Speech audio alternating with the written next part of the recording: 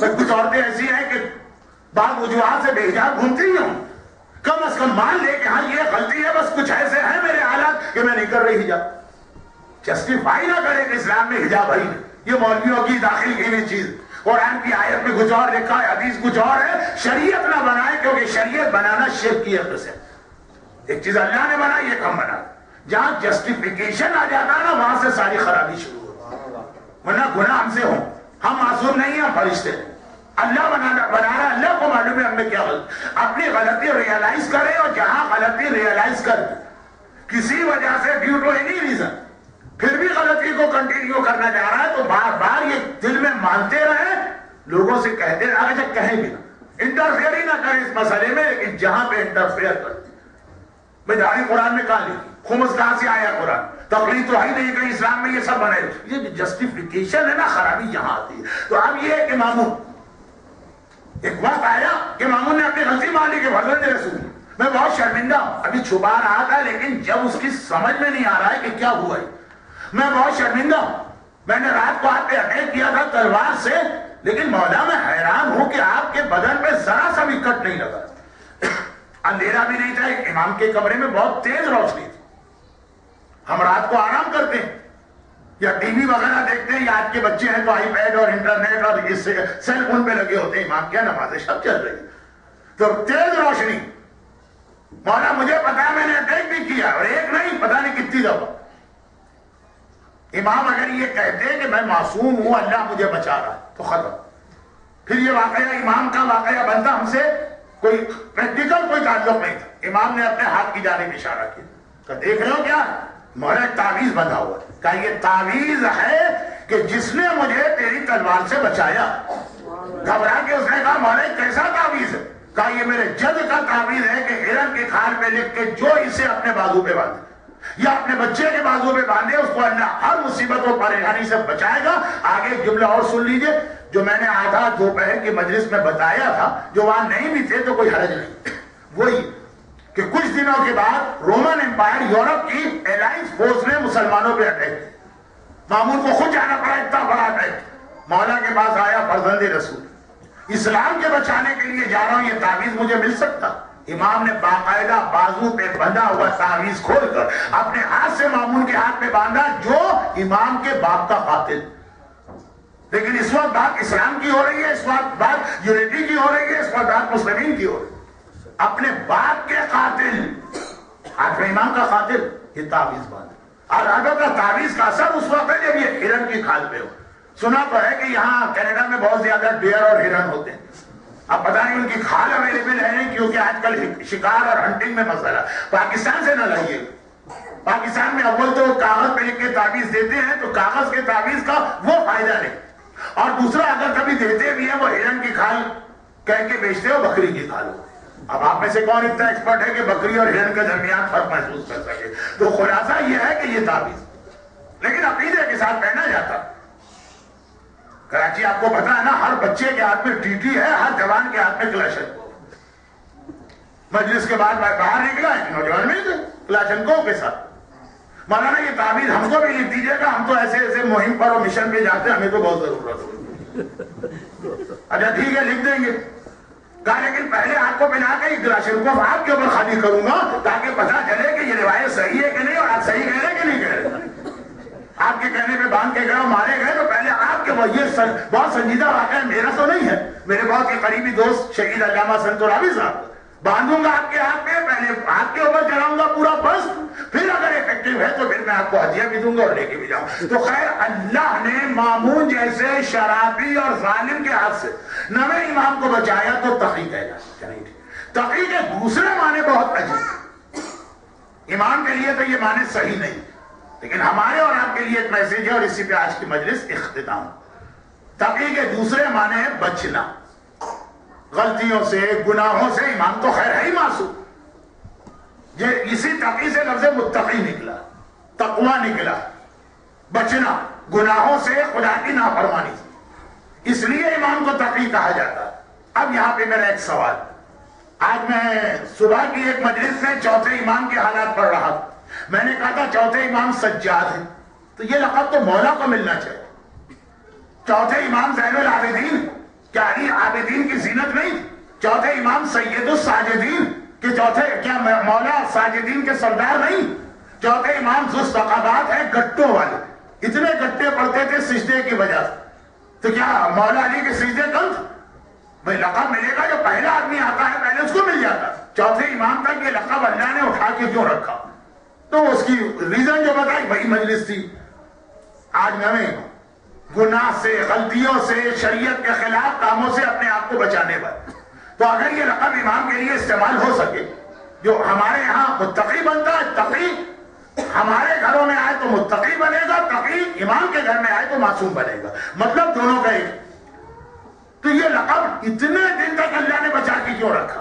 تو پہلے معصوم کے لیے استعمال ہونا چاہیے، رسول خدا نہیں تھے کہتا تھے شہزادی کونین جن کی عصمت اور طہارت کو حدیث کسا میں ہوں فاطمہ تو وابوہا وبالوہا وبنوہا، پورے پنجتن اور 12 اماموں کے تعارف کا ذریعہ جو فاطمہ بنی، مولا علی کے لیے لفظ کیوں نہیں آئے؟ یعنی یہ لقب ایسا لقب ہے کہ ہر امام کے لیے صحیح، تو اتنا ڈیلے کیوں کیا؟ اتنی دیر اللہ نے اس کو روک کے کیوں رکھا؟ ہر امام کے لیے ہر ٹائٹل برابر، مگر اس امام کے جو حالات ہیں اس کی وجہ سے اللہ ٹائٹل کو روک لیتا۔ ہر امام کاظم ہے غصے کو ضبط کرنے والا، لیکن 14 سال کی قید میں جس طرح امام نے زندگی گزاری، تقی کیوں؟ تقی ٹورنٹو کا پیغام، تقی کالگری کا پیغام، تقی شاید انڈیا کا میسج نہ ہو، تقی شاید پاکستان کا میسج نہ ہو، تقی نیو یارک کا پیغام۔ ہر امام تقی تھا، لیکن باقی تمام اماموں نے زندگی کہاں گزاری؟ اپنے گھروں۔ اب نعوذ باللہ توہین کے لیے نہیں کہہ رہا ہوں، غربت میں، فاقوں میں، اگرچہ وہ اختیاری فاقے تھے، مجبوری والے نہیں، لیکن اس ماحول میں بیٹھ کر دین پہ عمل کرنا بہت بڑی بات۔ لیکن نویں امام نے زندگی کہاں گزاری؟ شاہی محل، تربتر لقموں، ڈسکو ڈانس کی محفلوں، شراب اور خنا کے ماحول، مامون کے محل میں اسلام کا ہر گناہ کبیرہ و صغیرہ ہوگا، اور وہاں پہ نویں امام رہے۔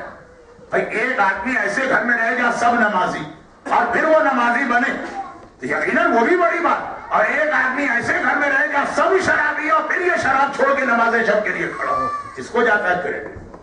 اور یہ اسلام کا وہ میسیج ہے جہاں پہ اسلام ہندو مذہب سے الگ ہوا، عیسائی مذہب سے الگ ہوا، یہودیت سے الگ ہوا، بدھ مذہب سے الگ ہوا۔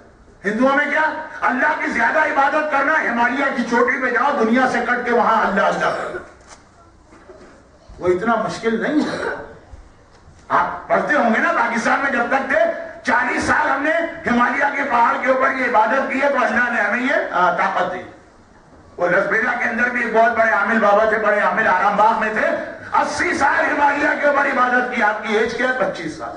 25 سال کا آدمی 80 سال کا دن اور رات دونوں کام اٹھی ہے۔ تو خلاصہ یہ ہے کہ یہ جو اس مذہب کا اصول، بدھ، تھائی لینڈ میں جائیے، کمبوڈیا میں جائیے، جو کہ ہمارا آسٹریلیا سے آنا جانا پاریس کے کسی نہ کسی شہر اور ایئرپورٹ پہ ٹرانزٹ لینا پڑتا ہے، بدھ مونک، اور دنیا سے کٹ کے بھیک مانگ مانگ کے کوئی کام بھی نہ کرو، لوگوں سے بھیک مانگو اور جا کے عبادت کرو۔ عیسائی راہب، یہودی راہب، بڑے قابل احترام بھی گزرے۔ کیا کہتے ہیں راہب؟ کسے کہتے ہیں؟ شہر سے نکل کے جنگل میں بیٹھے اکیلا اپنے گھر میں نماز پڑھ رہا ہے، روزہ رکھ رہا ہے، قرآن یعنی تورات و زبور پڑھ رہا ہے، ہر گناہ سے بچا۔ مولا کا نہج البلاغہ کا ایک ارشاد بہت مختصر، ایک لائن کا، خطبہ نہیں، آخری سے بہت سے لوگ مجبوری کی وجہ سے متقی بن جاتے ہیں، وہ کو تھوڑی تقویٰ مانا جائے۔ مثلا آج کل تو پھر بھی ذرا ٹیمپریچر بڑھ گیا، آپ مجھے دیکھ رہے ہیں میں پسینے پسینے ہو رہا ہوں، لیکن یہاں کینیڈا میں کتنی سردی پڑتی؟ ابھی میں ٹورنٹو میں، اتنی شدید سردی ٹورنٹو، جو معاشرے کی سب سے بے حجاب عورت ہے وہ بھی اتنا لپٹی لپٹائی تھی، اوپر سر کے مفلر اور اس کے اوپر ایک عجیب سے ٹوپی سے لے کے پیر تک ذرا سا ناخن نظر نہیں آ رہا۔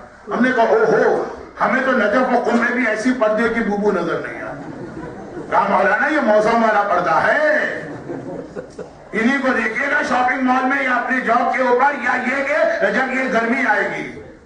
اب یہ کوئی یہ اللہ کیا کریڈٹ سائٹ میں لکھا جائے گا؟ بھائی وہ مومنہ بڑا حجاب کرتی ہے، کتنے حجاب میں اس نے ونٹر گزارا، یہ مجبوری والا حجاب کو تھوڑی حجاب مانا جاتا۔ ایک اندھا آدمی کہے میں تو کسی نامحرم کو نہیں دیکھتا، تم دیکھ ہی نہیں سکتے، دیکھو گے کیا؟ تمہارا کلام یہ ہے کہ گانے نہ سنو جو طاقت تمہارے پاس ہے. تو مولا کہتے ہیں بعض لوگ مجبوری کی وجہ سے متقی بن جاتے ہیں، گناہ کی طاقت ہی نہیں متقی بن. جب پاکستان میں کھانے کو نہیں تھا اب لوگ کہہ رہے کہ ہم شراب نہیں پیتے. کمال وہاں نہیں ہے، کمال یہاں پہ ہے کہ ہر قدم میں شراب کھانا ہے، جیب تمہارا ڈالر سے بھرا ہوا ہے، ڈالر نہ ہو تو کم از کم کریڈٹ کارڈ تو ہے نا.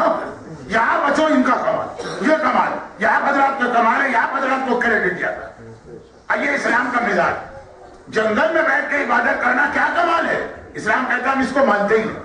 کمال یہ ہے کہ گھر ہے، بیوی ہے، بچے ہیں، ان کی فرمائشات ہیں، بیوی کے نان و نفع کی ذمہ داری ہے، بہکانے والے دوست ہیں، راہ حق سے ہٹانے والے فرینڈ سرکل ہے، رشتہ دار.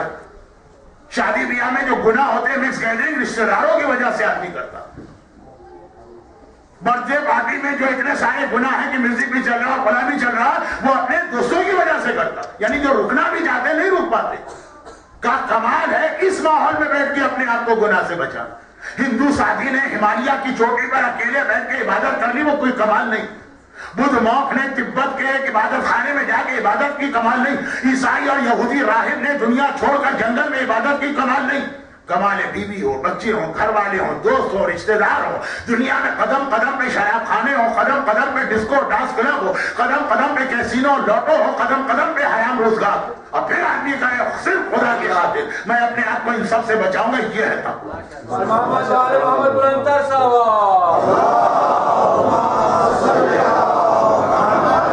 بات کیا بڑی تقریب. ہر امام تقی ہے یا نہیں معصوم، لیکن باقی امام مدینے میں رہے، باقی امام روضہ رسول کے برابر رہے، باقی امام حجرہ سیدہ میں رہ رہے، حجرہ عصمت و طہارت و عبادت. جو کل جملہ کہا تھا وہ پھر دوہرا دوں کہ کہیں باقی اماموں کی توہین. ان میں سے کوئی بھی اگر مامون کے محل میں ہوتا تو وہ اسی انداز سے جو مدینے میں طریقہ تھا وہی مامون کے محل کا. لیکن حالات کے تحت نویں امام کو اپنی دادی فاطمہ کا حجرہ چھوڑ کر اپنے دادا رسول خدا کی مسجد چھوڑ کر مامون کے محل میں رہنا. اور وہاں جا کے دکھا دی. کیا اہل بیت اطہار مجبوری کی وجہ سے معصوم نہیں بنتے ہیں؟ ہم اگر مسجد النبوی میں معصوم ہیں تو مامون کے محل کی شراب کی محفل میں بھی ہماری عصمت و طہارت اپنی جگہ باقی.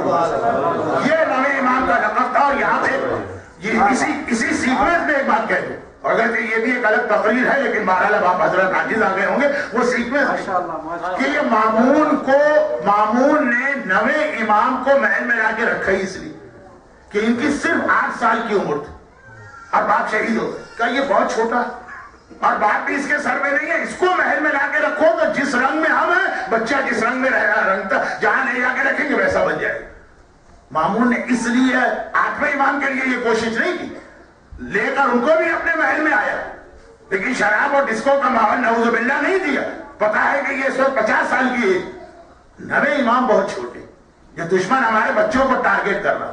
نہج البلاغہ میں مولا کا فرمان، بیٹا حسن اپنے بچوں کو ایک لمحے کے لیے بھی غافل نہ ہونا، ان کو بچہ نہ سمجھنا، ورنہ تمہارا دشمن ان پہ کنٹرول حاصل کرے گا، پھر تم کچھ نہیں کر پاؤ گے. مامون نے کہا 8 سال کا بچہ یہ تو جہاں رکھو گے اسی ماحول میں رنگ جائے گا، تو اس لیے لے کر آیا. بہت کم سن ہے مگر امام نے بتا دیا کہ ہم جتنا خانہ کعبہ اور مسجد النبوی میں معصوم ہے اتنا تیرے محل میں معصوم ہے. اور جو ہمارے یہاں 63 سال کی عمر میں شان ہے وہ امامت کی 1 دن کی زندگی میں بھی شان ہے، کیونکہ یہاں صغیر ہونا و کبیر ہونا سوا چھوٹے بڑے برابر ہیں. اور کیوں برابر ہے؟ کیونکہ یہاں اولنا بھی محمد ہے، اوسطنا بھی محمد ہے، آخرنا بھی محمد ہے. کل